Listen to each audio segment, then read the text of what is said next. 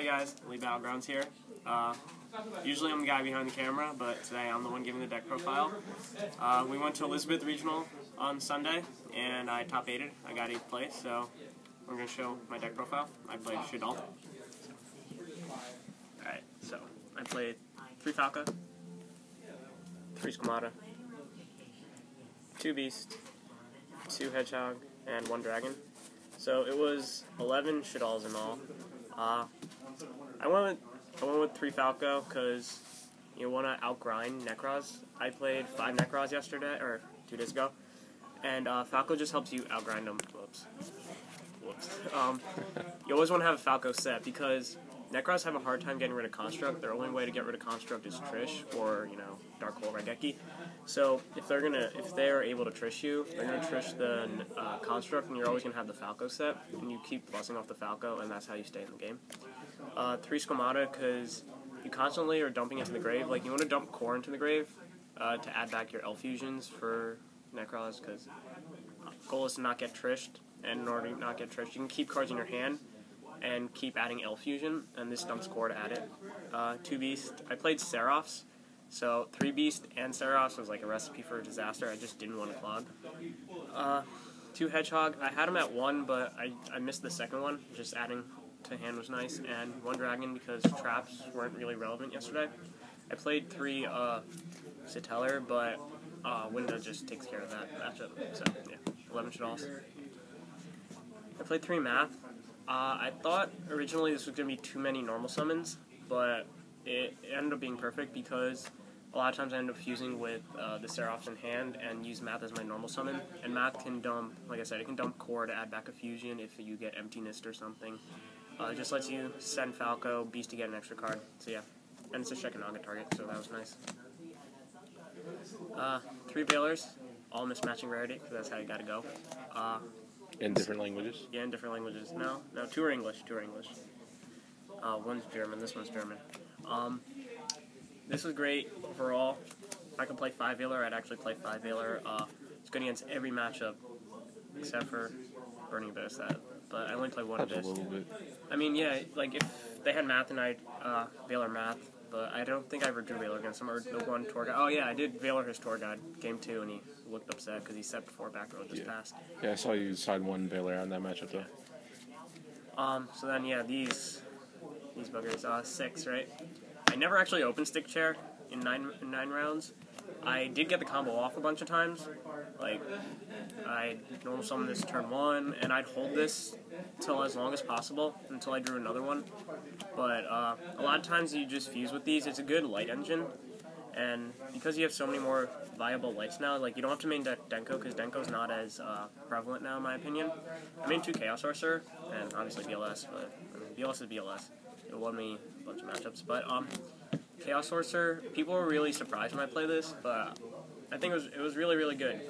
My reasoning for playing this was, you can get rid of, in the Nekroz matchup, you can get rid of Unicore, which actually just destroys all your fusions, and if you Veiler or Trish, or even if you're just Trished in general, this can just remove Trish. You can play without the fear of being Trished. You can remove Valks from the field if you Veiler the Valk. It's just great overall. Remove Dante's, lets them stop from plussing. Removes Dynamic, so their Altair in hand are dead. Alright, so that's 26 monsters. Spells, I played 2 regular Shaddolls Fusion and 3 El Shaddolls Fusion.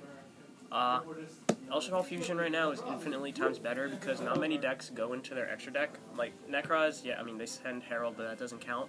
Or they'll overlay for Laval Chain when they make the Genlock, and then at that point, if you open a Shaddolls Fusion, I'm sorry. Sorry for your loss. But yeah, whenever they go into Dagusta Emerald, they're probably gonna return 3, draw a card, and then tribute both with Valk. So Nekroz never usually have a fusion on board, so there's never need to fuse from deck. And the Abyss matchup's just relatively easy, so there's no reason to play 3. L fusion is just infinitely times better because if they have an out to your window and against a Teller per se, you can always fuse on their turn. It dodges all Abyss's traps, dodges everything. Yeah, so 5 fusions. 2 Dark Hole. I actually thought this was the best card. Well, along with Raigeki, I actually thought these were the 3 best cards in the deck actually yesterday. Won me so many matches, just board clearing and then pushing for OTK. Sometimes, with Abyss they can float, or Satellar have alphas, and in order to play around alpha, you can just Raigeki, they alpha you, and then you just wombo combo them. One book day Mondays. I had a lot of people asking me about this too yesterday. Because I played the Seraphs, I still played 3 Mistake. And my reasoning for that was, alright, if I open up a Scepter plus this, I can normal summon the Scepter to, go even with it, just add the Sovereignty, and I would set the Mistake against Nekroz. But, the reason I played it was, I'd rather have a dead Scepter in my hand than not allow them to play. Like, their Brios, Prep, Klaus, Rhodas, Manju, Senju, they're all dead. So, sure, I have maybe 2 dead Scepters left in deck and a dead Hedgehog left in deck, but it just stops them from playing. They can't activate Mirrors from Grave. They have to, top deck the nuts to get the out to this. And same thing against Tellers, right? Yeah, same thing against Tellers. Then I played 2 Shadow Games and 1 Core. I actually kind of wanted to play 2 Core after the end of the day, but I'd probably keep it at 1. It just would deal with consistency. 2 Shadow Games was perfect because you never want to open up, like opening up 2 is nice, but you never want to go through your Shaddolls too quickly because, like I said, you have to outgrind all your opponents, and outgrinding Abyss is almost impossible. So you gotta pace yourself and template yourself really well. You need to know when to use this. And then the last card in the deck I added was a Vanity's Emptiness. I mean, emptiness is just emptiness. It was great throughout the day. So yeah, the main deck is 42 cards. I always type my deck list, and I never change it the day after. So the day I got there, my friends convinced me to put emptiness in, and I didn't know what to take out, so I just made it a 42nd card, and it's obviously a good idea. Extra side first. Whichever you prefer. Side. Alright, so for the one, we'll talk about this card last. Just 1 Fairy Wind. I didn't expect to see Clifford at all, and I mean, I saw Clifford decks around, but I didn't play any. This was randomly against Satellar. If I play Seraph build, they didn't have as many floodgates, but I don't know, it was just there. I didn't have anything else I wanted to add, so just stuck Fairy Wind in. 2 Vanity's Fiend. I know people were playing Majesty's Fiend, but I like Vanity's Fiend better just because when you play Majesty's Fiend, they can still Ritual Summon and they can attack over, but with this, they need an out. They need a Book of Eclipse, they need a Book of Moon. They need something.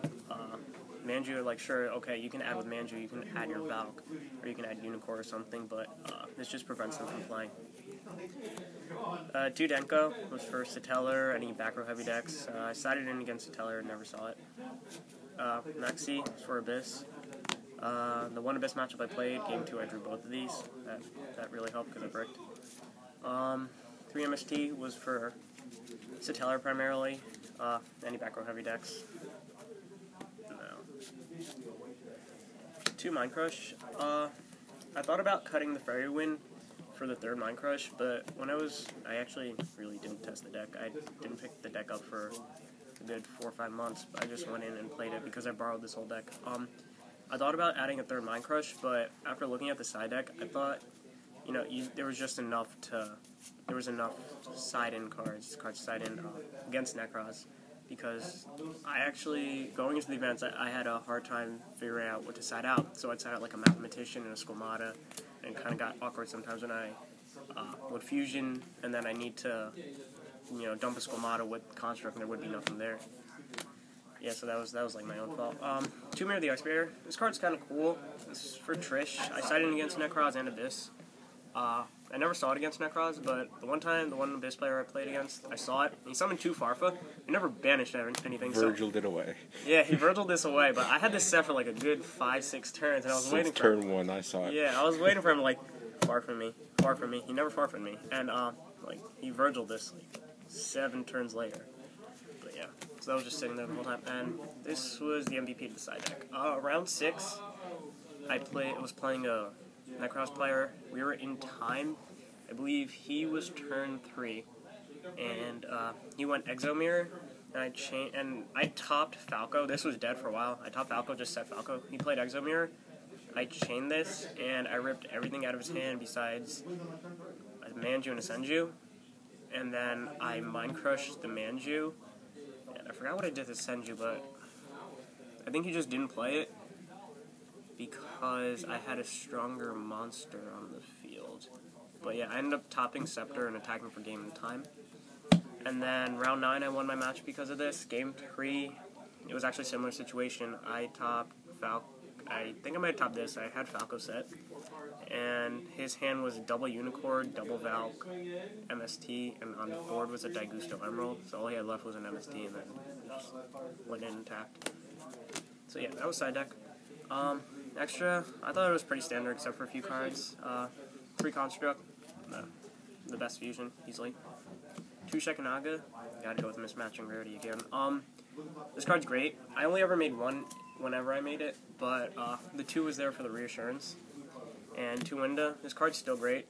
Against tellers and stuff, it's almost an auto win, because if a lot of people look at their traps, there's no outs to Jinlock, which essentially this pretty much is again, is like a Jinlock, a mini Jinlock against them. So, yeah, like they play Call the Hunter, they play Phoenix Chain, which outs this, but when I was playing Satellar against like the Jinlock, people wouldn't, like, Nekroz wouldn't Jinlock you, Satellar, even though they have like many traps, but their traps don't really out anything. 1, I can't read that upside down, Black Rose Dragon, I never made it. I made Arcanite once. I made Leo once, but I got Mirror Force. I ran right into that Mirror Force. So rank 4s, I played 1 Exciton Knight. I never made that. 1 Dweller, never made the Dweller. 1 Castell, I made it once against, I don't even know. 1 Deltros I never made, and then I had a few questions about this, and I thought it was actually really good. 1 number 10 Illuminite.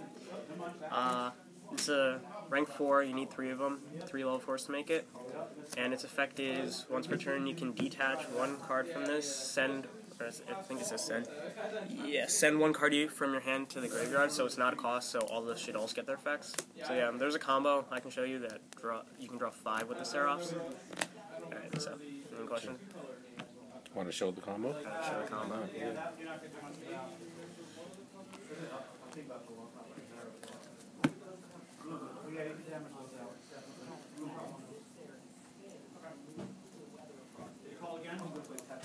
Alright. So, like this deck wants to go second a lot, so I mean, just pretend your opponent has something on board. So when you summon the stick, right, this changes the effect, or this changes the summon, sorry, and you make this chain like 2, and this chain like 1, and you add this, right, so when this special summons itself, you chain this to that. This is going to draw, right, so we drew our emptiness. Then this is going to special summon itself and draw, right? And if you actually draw Sovereignty off one of your Sovereignty draws, you can chain it to that and special summon it, but pretend we're not. So far we drew 2 cards. Then you're going to overlay for Illuminite, right? And when this is overlaid with, I believe, you pop 1 card on the field, and if you pop that card, you draw a card, right? So, we detach this, right? And we usually going to send a Shaddol to the graveyard, right? Or you could send Core, and Core could add a Shaddol fusion or El Shaddol fusion back, but Falco would reset itself. Oh yeah, we draw from this thing. No, never mind, I lied. Yeah, we already did that. This could reset itself. Squamata could send anything. Say you send Beast, you're going to draw from Illuminite, and you're going to draw from Beast, so that's how you draw 5.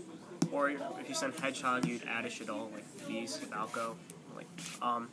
Yeah, so against my friend, I played my friend Tomas round 3, and my board was Winda face up and a Falco face down, and I had stick chair in hand, and I top deck stick, and I was like, I want to do it so bad. So I flipped Falco. I didn't use the effect. I Black Rosed or Arcanited his board. I think it was Arcanite. Stick chair, drew 5. I drew BLS, Mistake, Chaos Sorcerer, and Fusion. So yeah, that was game. Pretty good. That'll do it. Yeah. Yep. People ask me to give him shout-outs. Shout out to Andy Tran, the man right next to Mike taking the video. He let me borrow most of the deck. Thank you to everyone who let me borrow cards. Johnny, Josh, Mike, Rob, Tyler. Veronica let me borrow some stuff. Montori let me borrow some stuff. Shout out to my dad for driving me to the event because I'm still 16 and I don't have a permit or license yet. Alright, well, thanks guys.